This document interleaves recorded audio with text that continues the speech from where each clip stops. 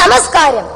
1000 കുറ്റവാളികൾ രക്ഷപ്പെട്ടാലും ഒരു നിരപരാധിയും ശിക്ഷിക്കപ്പെടരുത് എന്ന നീതിന്യായ വ്യവസ്ഥയെ മറികടന്ന് ഒരു കുറ്റവാളിയെ രക്ഷപ്പെടുത്താനായി 1000 നിരപരാധികളെ കൂട്ടക്കുരുതി കൊടുക്കുമ്പോഴും കറുത്ത മേലങ്കി അണിഞ്ഞ നീതിപീഠം നോക്കി ചിരിക്കുന്നത് പിച്ചക്കാരന്റെ കീശയിലെ ചീഞ്ഞു നാറിയ പച്ചനോട്ടുകൾ മാത്രം. പുഞ്ചിരി. ഹാ കുലീനമാം കള്ളം, നെഞ്ചു കീറിഞ്ഞ നേരിനെ കാട്ടാം.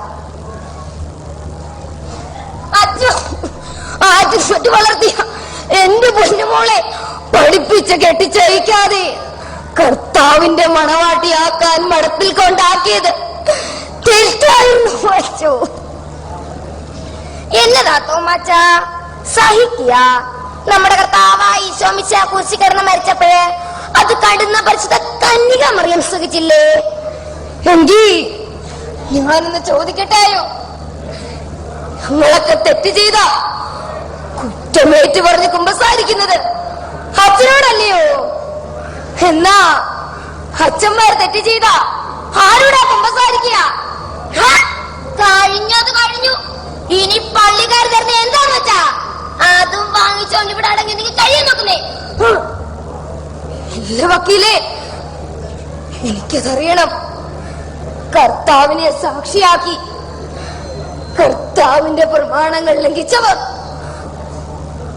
ആരൊക്കെയാണെന്ന്, എന്തിനാണെന്ന്, അത് മറച്ചു പിടിക്കുന്നത് കാക്കയാണോ അതോ ലായയാണോ എന്ന്. തമ്പുരാനെ, 47 വയസ്സിനുള്ളിൽ 47,000 കേസുകളാണല്ല ഈ തലയില്. പടച്ചവന്റെ കോടതിയിൽ ഞാൻ ചെയ്തത് തെറ്റാണെങ്കിൽ എന്നെ തോക്കിലേറ്റു. ഇത് മനുഷ്യ കോടതി, ദൈവ കോടതിയുടെ വിധി പോലും മാറ്റിമറിക്കാൻ കേൾപ്പുള്ള കോടതി.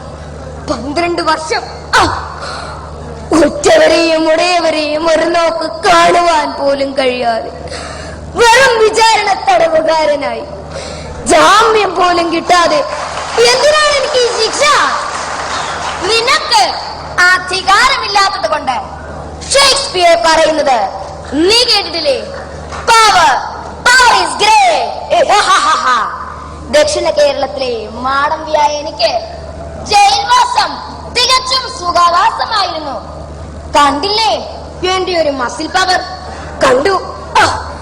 എങ്കിലും പടച്ചോന്റെ കോടതിയിൽ ഒരു നാൾ കണക്ക് പറയേണ്ടി വരും. നിനക്കും എനിക്കും. തികച്ചും നിരപരാധിയും വികലാംഗനുമായി എന്റെ കക്ഷിയെ കുറ്റക്കാരനല്ലെന്ന് കണ്ട് നിരുപാധികം വിട്ടേക്കണമെന്ന് ഈ കോടതി മുമ്പാകെ ഞാൻ താഴ്മയിൽ അപേക്ഷിച്ചു കൊള്ളുന്നു. പപ്പയാണോ ആ 1.5 കൈന് വേണ്ടി വാദിക്കുന്നത്? യെസ്, 1 അല്ല 12 ലക്ഷമാ എനിക്ക് കിട്ടിയ പ്രതിഫലം. 12 ലക്ഷം! നാണമില്ലേ എന്റെ പപ്പയ്ക്ക് ഇത് പറയാൻ? എന്ത് നാണിക്കണം? It is a part of a profession. Part of your profession. നാളെ പപ്പയുടെ മോൾക്ക് ഗതി വരുമ്പോൾ ഇത് തന്നെ പറയും അല്ലേ? മോളെ, മോളോ, എനിക്ക് നിങ്ങളെ കാണുന്ന പോലെ മറപ്പാ.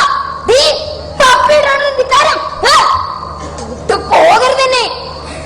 നിങ്ങളുടെ ഒക്കെ മകൾ എന്ന് പറയുന്നതിനേക്കാൾ എനിക്ക് അഭിമാനം ആ 1.5 കൈന്റെ വെപ്പാട്ടിയാന്ന് പറയുന്നതാ.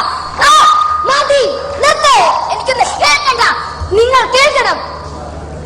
കേരളത്തിലെ അമ്മമാരുടെ നമ്പരം, അവരുടെ മക്കളുടെ ആത്മനാശം, നന്മ നിറഞ്ഞവനെ മിശിഹായേ, യാ റബ്ബിൽ ആലമീനായ തമ്പുരാനെ, കൃഷ്ണ, ഗുരുവായൂരപ്പ, എന്റെ മകളെ തെരുവിലിട്ട് വെച്ച് ചീന്തിയെ അവന് വേണ്ടി മൊഴിമാറ്റിയ ഡോക്ടറുടെയും കോടതിയിൽ കള്ളസാക്ഷിയുമായി വക്കാലത്ത് പറഞ്ഞ വക്കീലിന്റെ തലയിൽ എടുത്തി വീഴ്ത്തണേ ഗുരുവായൂരപ്പ.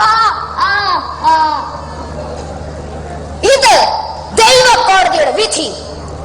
പ്രിയമുള്ളവരെ, ഗോവിന്ദചാമി ഒരു പുരുഷനായിരിക്കാം, എന്നാൽ എല്ലാ പുരുഷന്മാരും ഗോവിന്ദചാമിമാരല്ല. നന്ദി.